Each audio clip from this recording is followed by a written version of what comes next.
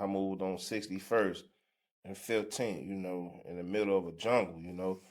Um, so basically my upbringing was always around like the street, the D-boys, the hustlers, you know what I'm saying? If we can start to show others the potential, then we can really make some change. Because that's how you really make change in this world. Is you get out here and you really do something and you show people and you make it happen. And then that's how you really change the things that are going on.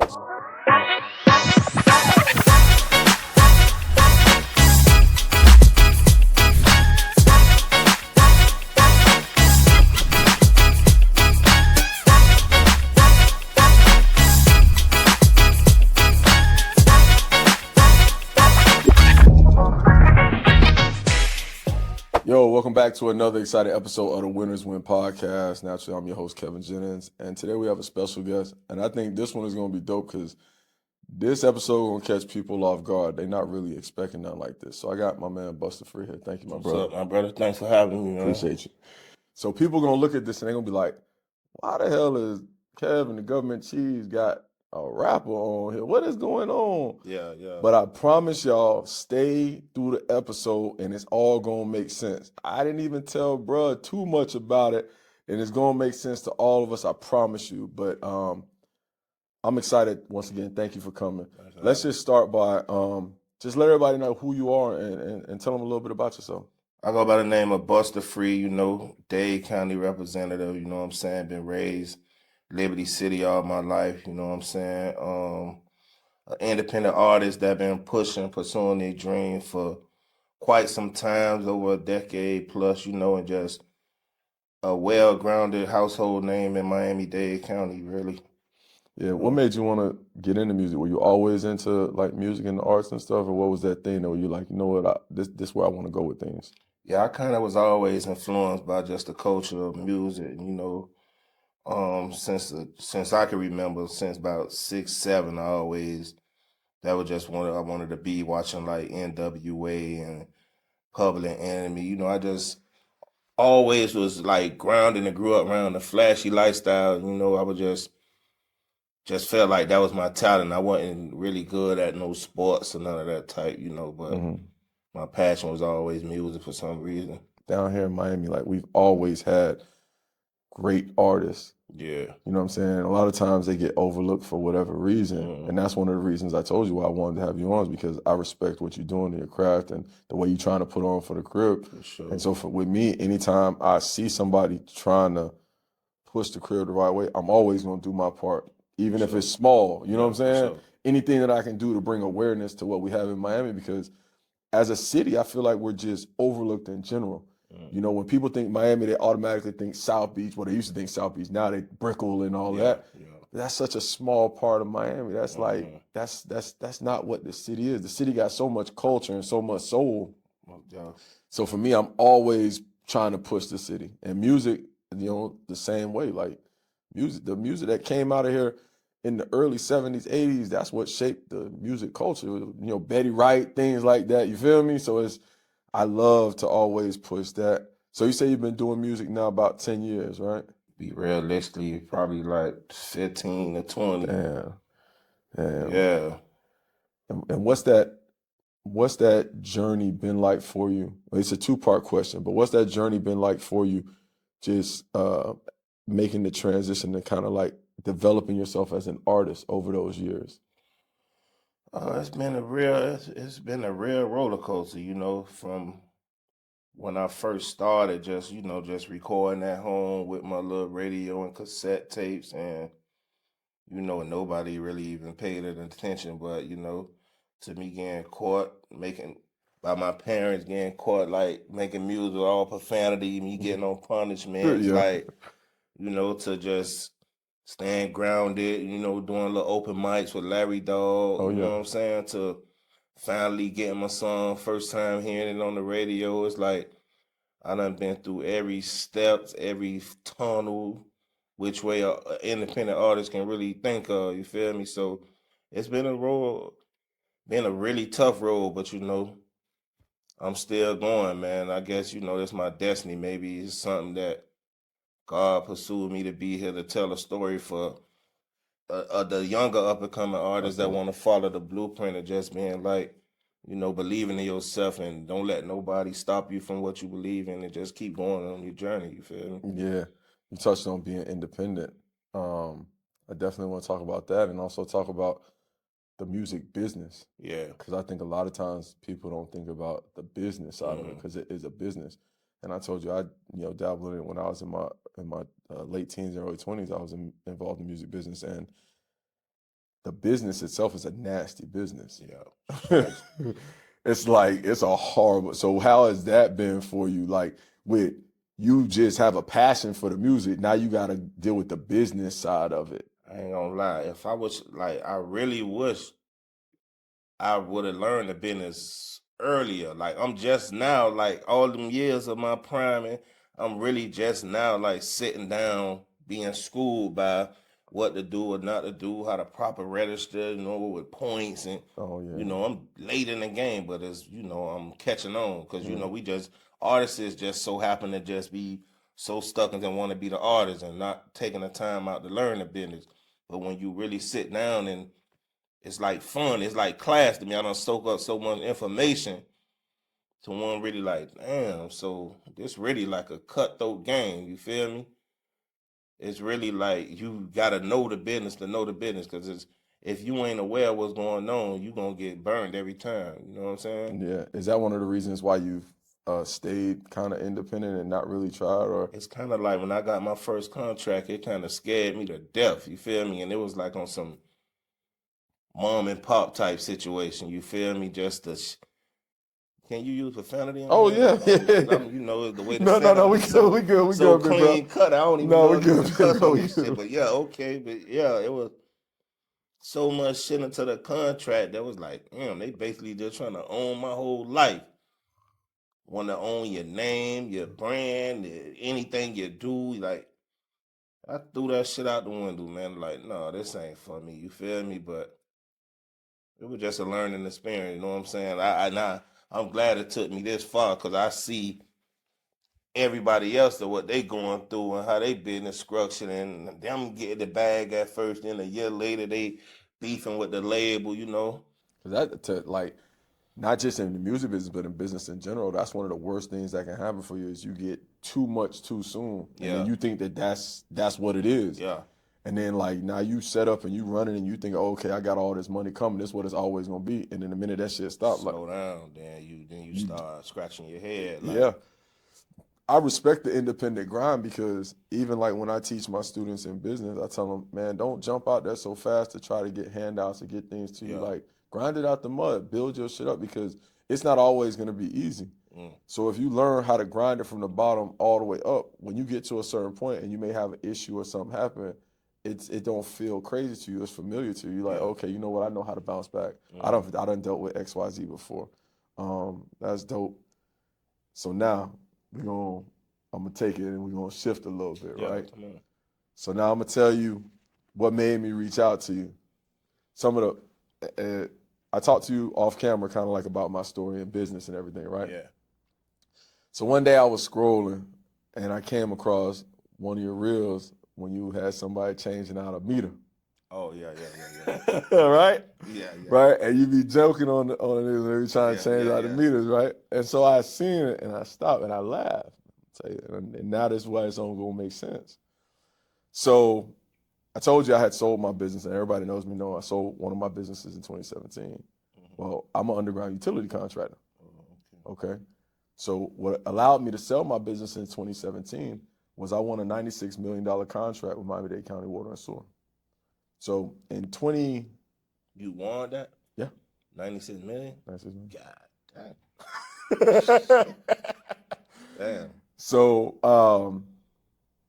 how I got into it. And I'm gonna tell you the whole story, right? And then I'm telling you it's all gonna make sense.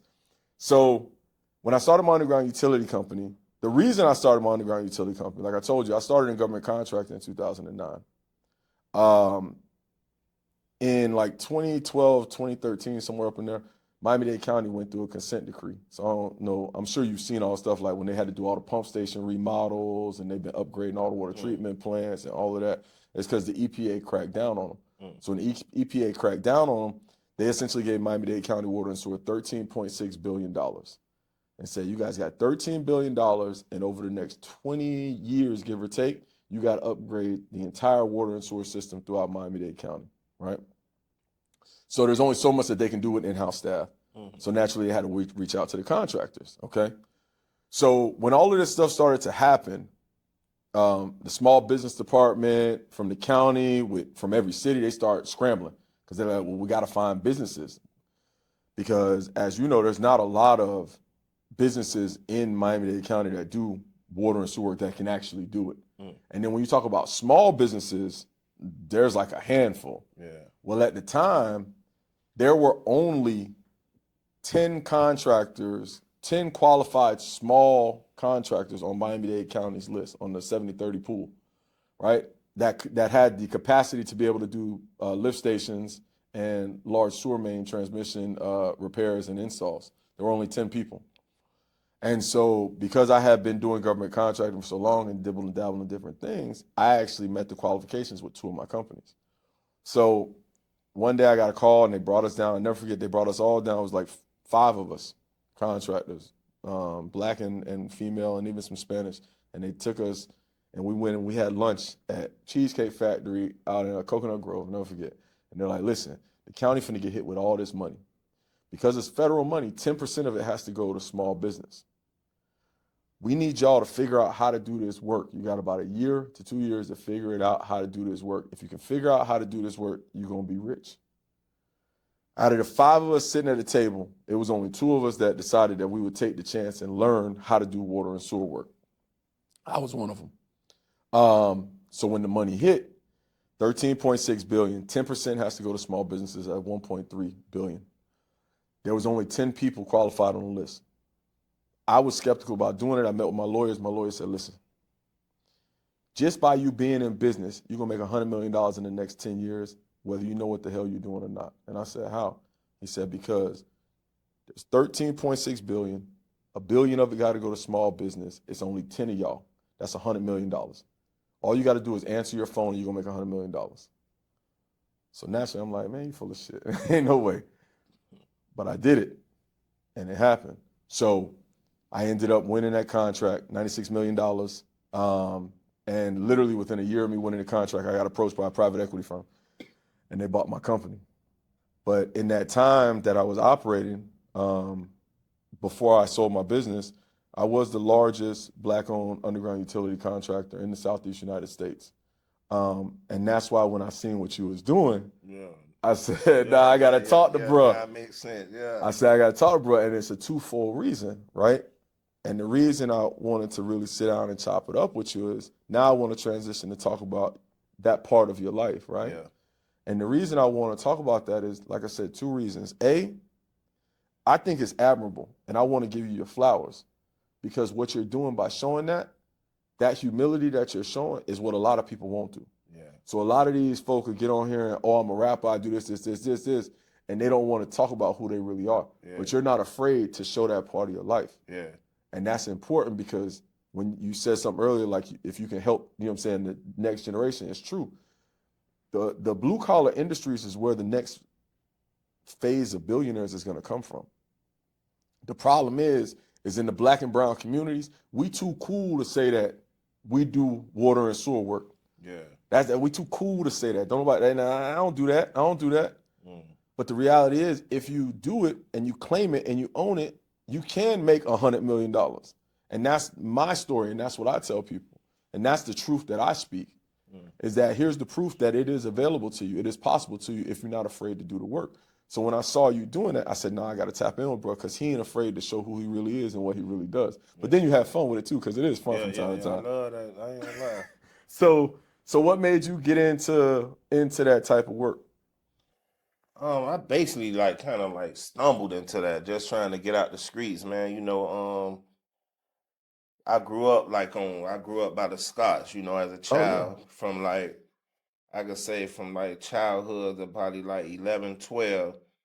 I moved to Brown Sub, I spent a little time over there. Then by me getting 15, 16, well, I really can, make moves on my own. I moved on 61st. and 15, you know, in the middle of a jungle, you know. So basically my upbringing was always around like the street, you know, the D-boys, the hustlers, you know what I'm saying? And you know, you get sucked into that world, you know. Mhm. But make a long story short, I had to just figure out which way I wanted to go because I started seeing everything that was around me was crumbling. Like all the big dope boys, they getting killed, they going to prison, you know. Um, it just was just in a big disaster. Like I'm watching it hands on. I was the little nigga in the hood, like, yeah, boy, I need some joy. Let me go work for, you know what I'm saying? But after me just witnessing how this shit can really end, like, you know, it's an end game to it, either prison or, you know what I'm saying, or hell. That's it. So I just chose to make another route, you know what I'm saying? Because I ain't want to end up like that. You know, I already done feel like I done escaped the Grim Reaper a few times, you feel me? And you only get so many times before, all right, God, That's give me it. one more shot, boy, I'm gone. That's it. You feel me? So I started working in the flea market, you know, cutting hair. Like I said, I had to make a transition from the streets. I got Uh, into some shit that I ain't supposed to be doing, and I was supposed to been gone, but I broke through that shit like, he gave you another you feel chance. me? I'm like, God, boy, you get me out of this one, boy. I promise you I'm done with this shit. Yeah. Got away, you know what I'm saying? I had to figure it out around Christmas time too. I'm broke as the motherfucker. Like, damn, boy, it's Christmas. You know, as a young nigga, we want to be fresh. We Yeah, want to go to yeah. the movie, get us a little outfit, and I had to figure out, man, what I'm finna do. You know what I'm saying? So I just started going around looking for jobs and shit. And I wound up going to the flea market and seeing they had like a help wanted sign. I don't know how to cut hair, you know what I'm saying? But I always was a young nigga. I always okay. I liked it. Like when I used to go, my grandma take me to get my hair cut. I was like, damn, that's cool. Like they look like they make money, and you Hmm. know. But I ain't know what I was doing. I just went up there and just it was Christmas time. Boy, I had to figure it out. A lot of motherfuckers had some fucked up Christmas around that time, but boy, I had to figure it out to get a few dollars in my pocket, you know. Whatever it So takes. I had to learn, and that was just like the beginning of that era. Hmm. I've been in the flea market, and I, you know, back to the, you know, doing my little 1, 2, whatever. They closed that down. They're like, damn, what's next? You feel me? I've been in the flea market like damn near 15 years since high school, since my first year at Northwestern, Hmm. up until, you know what I'm saying, my damn near my early 30s. Wow. They closed that shit down. I You was was at like, 79th damn, Street? yeah, USA. Like, Yeah. what's next? I don't know, man. It just like, you know, I had a few homeboys that used to come to me. I used to cut. They had to work with water and sewers. I'm like, Uh, man, how you get on with them, man? Man, you ain't finna do this type of work, man. Man, how you get on, man? You know what I'm yeah. saying? So I applied and, you know, started off with semi-skilled labor, you know what I'm saying? Just I was just happy to say I work for the county, you know what I'm saying? I got something that really I can this get like to other people. It's like a career, you know what I'm saying? As long as you can retire from this shit. You know what I'm saying? So other than that, it just been up from there. Like I ain't never turned back. That job right there really kind of like I could say it kind of saved my life a little bit because you Wow. know I ain't know shit about going in the bank getting loans and all type of auto loans. You know what I'm saying? I'm learning like just by being in the system. You know what I'm saying? So it kind of like installed me on like now I'm on man time. You feel me? So other than that, you know, took the little test, got my water license. You know, I'm really trying to master this shit now. You know, started from the little dog. Now I'm like the pipe fit. I'm running the show now. You know what I'm There saying? you go. So yeah, so that's basically what it was, man. Just trying to figure out then what I can do to stay free and fund the music at the same time. You know what I'm saying? And that's what I love about it. That's what I was saying. When I Yeah, seen how it was like, because you know, a lot of people, especially nowadays, folks will let them trick them off the street because they'll see the shit on the Instagram and all this, and they think all these niggas out here scamming, selling dope, and that's the yeah, only way you're gonna be able to fund your dreams is you got to do something illegal. yeah, That's it. That's the only way. But with you being transparent and showing people, nah, cuz I'm out here getting dirty every day, yeah, like chest up in the water, like whatever yeah. it For takes. You know what I'm saying? And then taking that to then fund my dream, that's powerful. yeah, And that is what, in my opinion, that's what people really need to see. That's honestly why I do what I do with this government cheese platform. yeah, Is I want people to see what it really takes. I don't get on here and with all the flashy and hoopla and all that. Nah, man.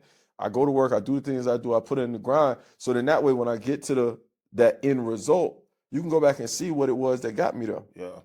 And that's what I love about what you're doing. Like when you get there and you go and get where you're trying to get to, bro, it's not an option. Like you're gonna get there. I know you are because God sees the work you putting in. You feel me? Sure. But now you're able to tell people, okay, now go back and look at what it took for me to get here. Don't think that I just woke up one day and oh shit, I done made it. Yeah. Nah, it's a lot of work. Story. You feel me? And a bunch of chapters. That's it. And that to me is what's powerful. So I love that. Now you said one thing that really struck with me that I want to touch on next is you talked about how you're really trying to master that craft. Yeah. And that's one of the things I really want to challenge you with is I want to challenge you to master it. And the reason I can look at you as a man and challenge you to master it is because I know what it did for me when I mastered it. So I know somebody who has that hustle and grind like you have, I know what it can do for you as well. Like I said, I jumped in that industry. 90-something million. Sign me up today. Well, I'll probably be like, man, hey, I love the rap game, but boy, man, when I jumped into the water and sewer industry, I honestly knew nothing, bro. Yeah. When I tell you I knew nothing. I didn't know nothing about real estate construction when I got into construction early. I just wanted to be in real estate, and I was flipping houses around here, and everybody was whooping me on stuff. So I wanted to learn how to do stuff on my own so couldn't nobody take advantage of me. Yeah. You know what I'm saying? So I was working construction as just a laborer, but I didn't know how to do anything. So I started learning. I started hanging drywall, laying tile, like learning how to do the trade. And that's how I learned construction. Yeah. Right? So then when I got brought this opportunity with Underground Utility, I'm like, I don't know anything about it. I remember it's so crazy. The first job I ever did as a contractor when I had my business was I did a septic to sewer tie-in over on Bird Road for this little motorcycle shop, little moped shop out on Bird Road. And I remember I got in that manhole, and you know how it is, you big like me, but I've been when you get in a manhole, you've been there like, tight. That shit tight. Yeah. You in there like this, you like, why? I just be sitting there like, well, how did I get here? Like, what am I doing? Yeah. Like, and I did that first job. I said, boy, I will never do nothing like this again. And that's when I was like, fuck it, I'm getting in drywall. And so when I got approached with this opportunity, I was like, God, back in the damn manhole. But then I said to myself, they started talking about the money. And I said, if it's really bread like that in it, I'm going to figure it out. And I went and I learned it. And I mean, I can show you pictures. Like, I was doing pump station rehab by hand back in 2014, 2015. Jumping in big ass 24-foot wet wells. Do what you do, man. Teach me that shit. We gonna get. Didn't I tell you? Give me a minute. Wait till we go. Okay, on speed. I'm trying to get to the. All right, let me slow down. All right, look. So that's why I said I wanted to holler at you because I'm like, okay, what if I could turn bro on to this? You got the qualifications, right? So what if I can show you how to put this in play the right way and help you with whatever resources I have to help put you in position? Because I'm sure you've seen it. You've seen the contractors that the county hires to come out and do jobs, and you probably look at them like, this is ridiculous. Yeah, they do the same thing we do. And get paid 3-4 times as much. Yeah. So a lot of times what I do is I tell people, listen, if you work for the government in any capacity, let me show you how to do your job, but make 3 times as much as a contractor. And why did the government pay us contractors more? It's not because we're better than the employees. It's just we have a lot more risk. Yeah. You know what I'm saying? So they basically pay us for the risk that we have in doing our business, right? So that's why I was like, I want to holler at you, because if I could help you start your own small business to go out here and do it, because I'm telling you right now, especially here in South Florida, they don't have a lot of small contractors that want to do this type of work. They only have the big guys. And what keeps a lot of small businesses out of government contracting is all of the paperwork and the BS. And that's why a lot of small businesses don't get into it, especially in water and sewer. Because when you start getting into water and sewer construction, you know, there's so much that can go on, especially if you're on the water side. I remember when I first got into it. Oh, I'm out on the water side. Yeah, I told them I didn't want water. I did. I love the water. I was in sewer. I started from sewer, but man, I love the water, man. Right now, especially how hot it be, I dive in that bit head first. On me, man. Bro, when I started, they were like, what you want to get into? I said, I don't want nothing to do with water. And they're like, why? I was like, that's too much risk. I don't want to fuck it up. And then somebody said, hey, water can't. And then, or you tie in a line and you don't flush properly. I don't want nothing to do with water. I said, put me in sewer, because I can't fuck up sewer. Because as long as the Like pitch is dry right, pipe, yeah. as long as the pitch is right, that bitch gonna flow, and we Yeah. good. And so I started with sewer, and then I went from sewer to stormwater. I fell in love with stormwater. Mm. Now, stormwater is where the money is. In actuality, as a contractor, water is where the money is, because water is the most important. Yeah. So it's like if you're willing to go do water, like you make a killing. Like if you're willing to do tie-ins and all those different things, water main breaks, emergency main breaks, all that, Yeah. like you'll make a killing. But it's just a lot to it. But I stormwater and sanitary sewer, oh man, I love them. Right now, my business, so I still have one of my underground utility companies. I don't operate much here in South Florida, especially in Dade County. I don't do anything with any Dade County cities. I only focus on the smaller Broward County cities and up, and then most of my work is in Orlando and Tampa. Why? Because Orlando and Tampa, I do the same job and get paid more. So right now, I do manhole rehab, I do manhole to manhole pipelining, and then I do cleaning TV. So those are the main TV things. and grout. Not grout, just TV. Oh, just put the TV in the Yeah, line. just TV to lines and then vac trucks cleaning out lines and Yeah. stuff like that. Manhole rehab is where I make the most of my money right now.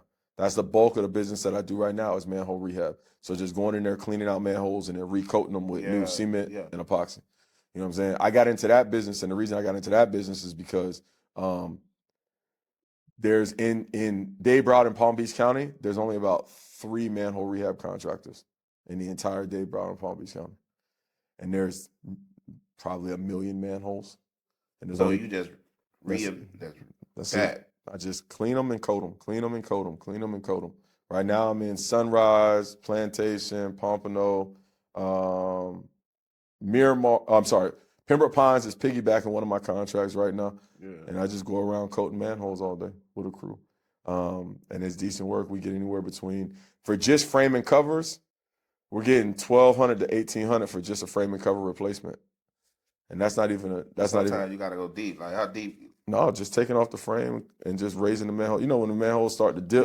Yeah, literally just take the top off. So you don't go down to the bottom and. Oh no, when I'm coating we do. But just doing frame and covers, we'll literally just take the cover off, rebuild it up, and level it out. Just realigning and raising. For actually coating a manhole, I mean, we get anywhere between, $4,000 and $15,000 a manhole just to coat. But I mean, the work is so plentiful that it just doesn't stop. And that's why when I seen what he was doing, I was like, shit, if I could put bro on and show you how to do the business side of this. We gotta talk off camera because hey, if they see this, they might. You feel me? They might try. And listen, when I tell you, they all know me down there. I was such a headache for Miami-Dade County Water and Sewer, and just the county in general. Yeah. Because you got to think. So when I started, I'm 44 right now. When I started and was doing good at underground utility, like I said, I was 2016, 2015. So I was 33, 34 years old, 35 years old when I was running around there, and it would kill them. Like, some of them people, they know my daddy. Like, they like my daddy in them age. And so it's like when I'm running around, they like, man, and they see the money that I'm making, they hate me down there. Yeah. They don't like me too much down there. But I don't care because I'm going to still do what I do. I'm going to still help my people. I'm going to still teach. I'm going to do all those different things because I feel like that's what it's going to take to get the next generation up. And that's why I was saying when I seen what you was doing, I was like, man, I want to get bro on and talk to him about it because the power of understanding how to do government contracting and what government contracting is and how it can truly change you and change your life is dope.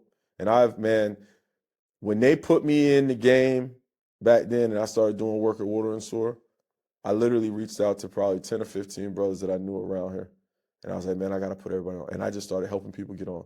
And I helped literally about 10 or 15 people get signed up with Miami-Dade County Water and Sewer to do work because there was so much money. It was like, what are we going to do? And then when I got the opportunity to sell my company, I was like, all right, so now y'all see what time it is.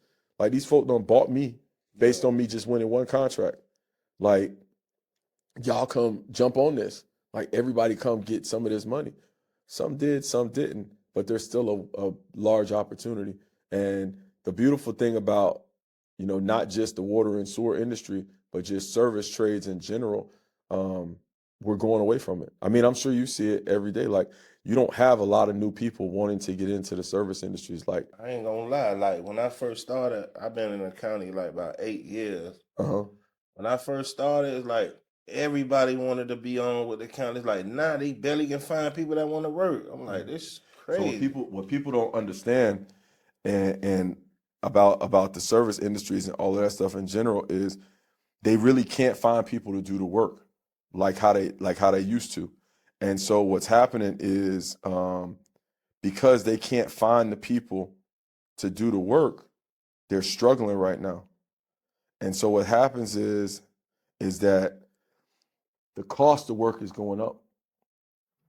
So in a lot of places in the country, as a worker like in this trades, they're actually getting paid more than software engineers and computer engineers because there's so few people to actually do the work. So I'm pushing people to get into this business. Look, check it out. I'm gonna show you this, and you can see what time it is. And some of these names on this list you're gonna know, right? Oh, I'm sorry, I lied. It wasn't 96, 85. So look at this right here. Check this out. March 3rd, 2016. 8 years, 85 million. This contract just ended in 2024. You had that contract? Look. 85 million. Man, Look. what the hell? Look right there. What that say?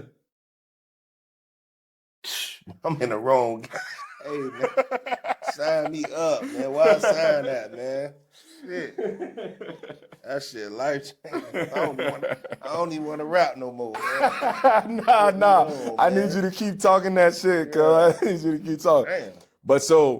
But that's the power of wanting to really do it, right? And I mean, like my peers, like you see some of the names on there, like David Mancini and Sons. I'm sure you've seen them, Mancini. You've seen DMSI, their companies. You know what I'm saying? Killebrew and Situform. Like my competition, I was going head to head with literally billion-dollar companies, and that's who ended up buying me. You know what I'm saying? Or they had to get you out the way, huh? Come on, bro. Yeah. They literally came. I won that contract in. Look, I won that contract in 2016. I'm gonna show you some shit. Like the one thing about me, and I mean, you can respect this coming from here. Like I try to be very transparent, right? I try to be real. I try to show people like the reality of the things, like what happened for me, not on some like trying to shit on a nigga or flexing on it. It's just to show people the reality.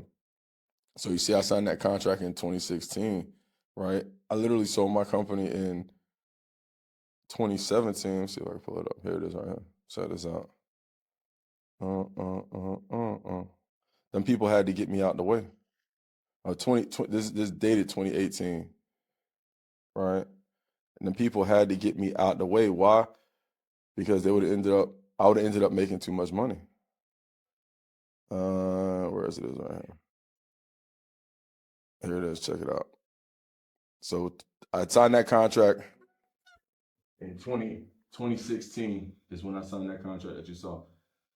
They came to me in 2017 and started taking over. We closed the deal in 2018, and I was able to walk with. We ain't gonna say his number because I don't want these folks clocking my pockets out here on these streets, but I'm gonna show you. Where's that?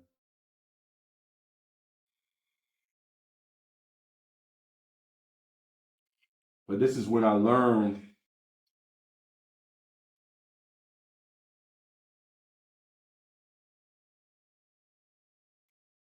This is when I learned about this game and the power of it. Yeah. And I said, you know what? I got to go out here and start teaching my people and teaching other people how to do the same thing. Because I ain't no different than you. Yeah. I grew up in Carroll City, 196 Lane, 37th Avenue.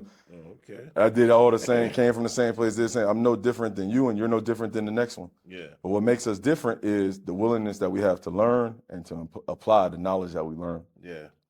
And so that's why when I seen what you was doing, everything, I was like, yo, I got to talk to bro and see how I can get him on. Because if he got this hustle and he not afraid to get out here and really make it happen, bro, there's so much opportunity. And if we can start to show others the potential, then we can really make some change. Because that's how you really make change in this world, is you get out here and you really do something and you show people and you make it happen. And then that's how you really change the things that are going on. So we definitely going to get you in government contracting. That is not even a question. That's You know, why. they call them people, hey man, let me put in my little lead slip, man. Hey man, I'll holler at y'all, man. You heard me? Straight up. Definitely. Nah, it's man, it's dope, and I love what it is that I do and what I'm able to do, and how I'm able to get out here and learn and show and talk to people, and then I go around the country. I own businesses now in multiple states, and I get to meet all these different people and see that everybody's the same everywhere. It's just we all got our own little independent set of problems. You know what I'm saying? Yeah. But at the end of the day, you know what I'm saying? It's all the same, and I love it, man. I love it. What you got new coming up and coming out that the people should look out for? Right now I got the new single, going on with Rick Ross. Shout out to Ross. Called Ride, it's out now on all platforms, and we just shot the video. It should be done this week, and we just pushing that right now, man. Trying to like just Just go take it ahead up. and skyrocket a little bit. You got plans for an album anytime soon? Yeah, I got so much music already like in the clutch, but it's like this the way the industry going right now, man. If you ain't got that record that just popping for you right like that hit, album is like a waste of time putting that out right now, unless you like a Jay-Z or somebody. Like, you Because feel don't me? even really make money like that. Yeah, and it's like people attention span is so like short right now. They only want the hot shit, like what's popping right now. They ain't like back in the day we sit down and listen to the whole album. It's a billion rappers right now, you feel me? So the hit records will make you stand out from everybody. You gotta have some motion going on, you know what I'm saying? So I don't I'm just staying in my purpose and just working, man. You know what I'm saying? Yeah, I love that. Before we get out of here, man, let everybody know where they can find you so they can tap in with you, follow you, Oh, and y'all stay can up on follow it. me, man. Busta Free 305 on all platforms. You know what I'm saying? It's like it's very simple as that. Busta Free 305, man, and that's what it is. My brother, I For appreciate you. sure. Hey, Appreciate it. once again, thank you guys for tuning in to another dope episode of Winners Win. I'll see you next time. Peace.